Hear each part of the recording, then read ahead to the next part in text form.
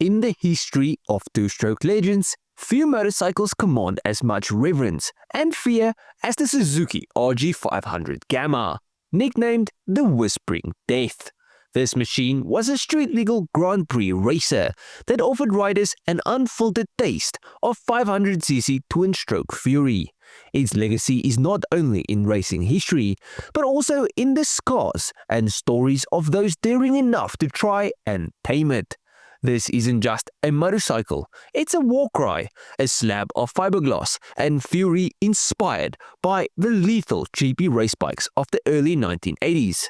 Back when safety equipment was optional, two strokes ruled the world, and men like Barry Sheen wrestled snarling 500cc two-wheel death traps at 150 miles per hour in denim jeans and a moustache.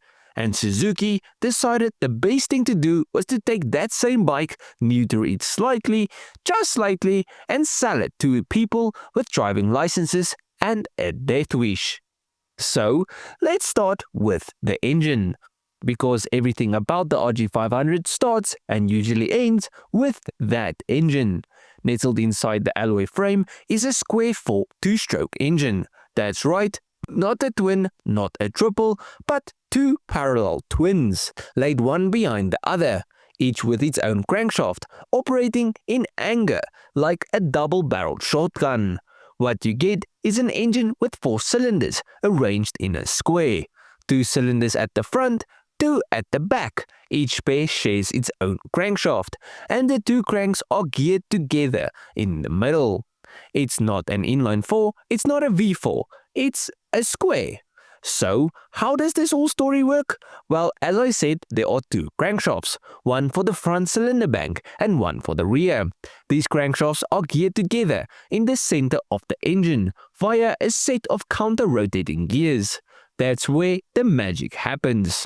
Because of this twin crank design, the engine can be kept extremely short front to back, which is critical on a motorcycle where packaging is tight. The layout provides perfect primary balance. Why? Because the opposing piston cancels each other out. One piston goes up while its mirror image goes down. It's symmetrical. It's orderly. It's the sort of mechanical ballet that makes engine nerds weep with joy. The result is smooth. You get all the power of a 4-cylinder engine, but with none of the vibration or weird handling quirks you sometimes get with inline 4s or V4s. It's like having the torque and punch of a twin, the top end of a 4, and the balance of a Swiss watch. Except the watch sounds like it's gargling nitromethane and spitting fire.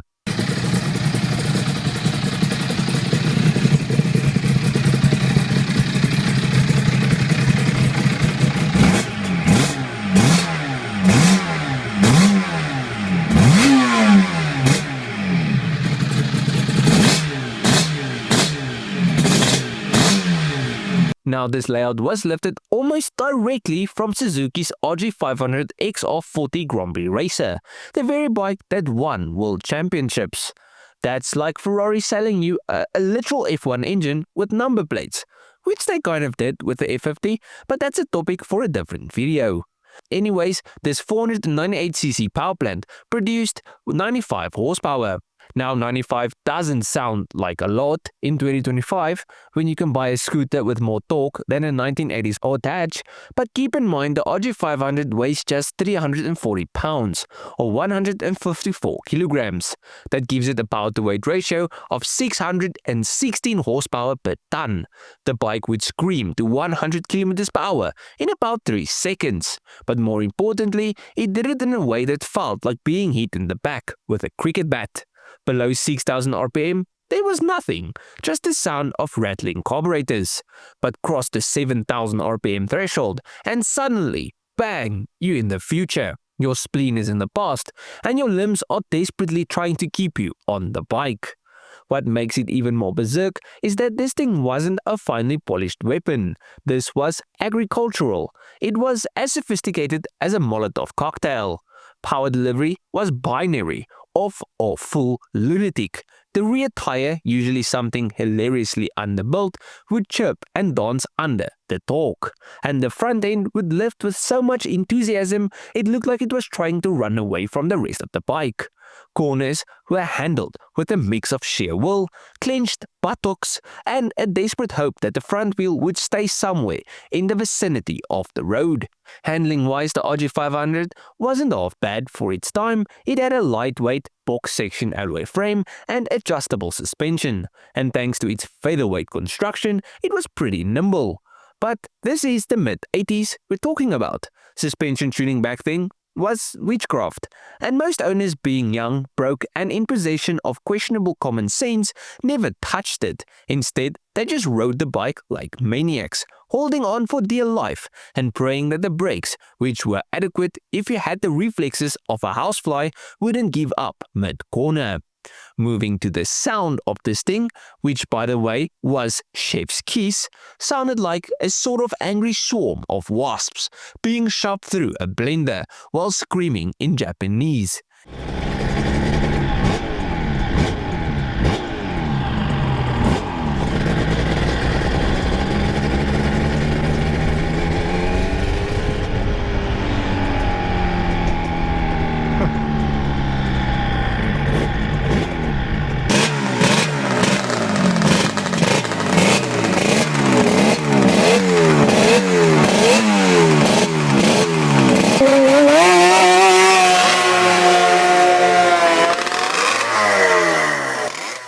It made the hairs on your neck stand up. 4 expansion chambers hanging off the back, rev it to 10,000 RPM in a tunnel, and you could induce seismic activity. And here's the thing, Suzuki didn't build this thing for the masses. This wasn't a bike for your average rider who wore fingerless gloves and used turtle wax on their leather jacket. This was a homologation special in every sense of the word. The RG500 Gamma was a street-legal race bike, full stop. It wasn't designed for comfort or economy or durability. It was designed to terrify, and that it did. And yet, for all of its rapid insanity, it was also one of the most brilliant machines ever put on public roads. Why? Well, because it brought Grand Prix technology to the bloke down the street who just wanted to go faster than his mate's RD350.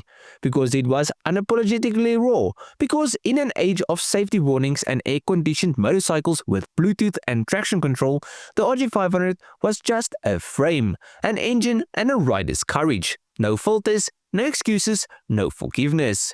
The bike was only made for 2 years, 1985 and 1986, and then it was gone. Why? Well, emission regulations were tightening, insurance premiums were skyrocketing, and let's face it, even Suzuki probably realized that selling a race bike to civilians was a bit mad. But in those 2 years, the RG500 made its mark. It became a cult icon, a legend, the sort of machine that shows up at track days now, surrounded by modern leader bikes with more computers than NASA, and still manages to draw a crowd. Its legacy lives on, not just in the memories of riders who survived it, but in the DNA of modern two-stroke fanatics who keep these things alive with obsessive devotion. Trying to find one now, you'll need deep pockets and ideally a spinal surgeon on speed dial. But for those who know what it is, for those who understand what it represents, it is worth every penny. You see, the RG500 is a time capsule from an era when motorcycle manufacturers had to collect the restraint of a toddler in a sweet shop, when the only goal was speed and safety was an afterthought.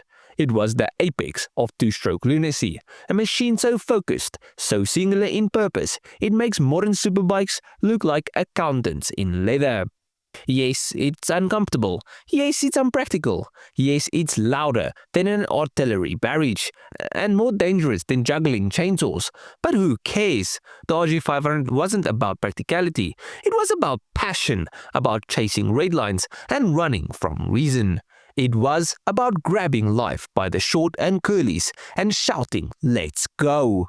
In a world now dominated by 4 strokes, emission sensors, ride modes, and connectivity apps, The RG500 Gamma stands out like a naked man at a black tie dinner. It doesn't belong, and that's exactly why it's brilliant. Because sometimes you don't need sense. Sometimes you just need 95 horsepower of unfiltered madness strapped between your legs, screaming like a banshee and trying to kill you before lunch. And that, ladies and gentlemen, is what riding the RG Gamma is all about. But at the end of this video, please let me know what you guys thought of the video and what you guys think of the bike and its story. I think it's got a really interesting engine design. I might actually in the future do a more in-depth like engineering and technically focused video on that engine. But let me know if you guys would enjoy that. I don't want to make the video and it's just me finding it interesting. So yeah, let me know. And if you guys enjoyed this video, please leave a like and subscribe to the channel. And if you guys did like this video, you must probably enjoy most of my other stuff. So just go through my channel, see the summons like. I'll check you guys in the next one. Cheers, eh?